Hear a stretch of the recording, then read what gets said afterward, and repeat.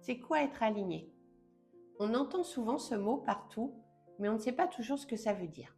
Être aligné, c'est quand ce que tu dis, ce que tu fais et ce que tu penses vont dans la même direction. Et ça, c'est pas facile.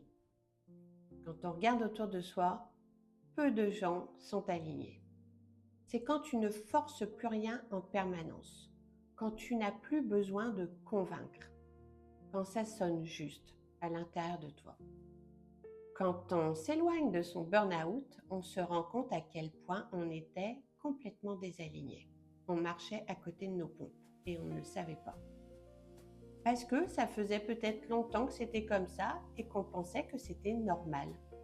On disait souvent oui alors qu'on pensait non.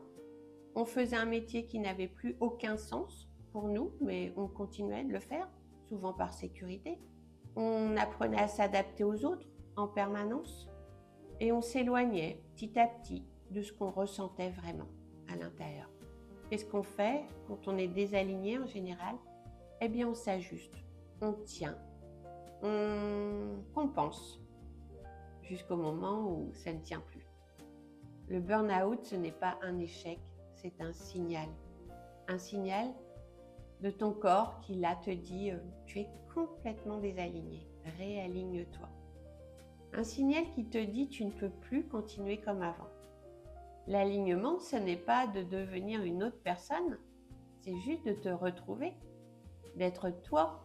Ça va être d'enlever petit à petit tout ce qui n'est pas toi. C'est réapprendre à t'écouter, à poser tes limites, à faire ce qui est bon pour toi, qui a du sens, à faire des choix qui te ressemblent vraiment. Et au début, même pendant plusieurs mois, parfois ça demande des années, c'est le flou. Mais plus c'est comme une nappe de brouillard. Petit à petit, ça va s'estomper et tu vas voir de plus en plus clair.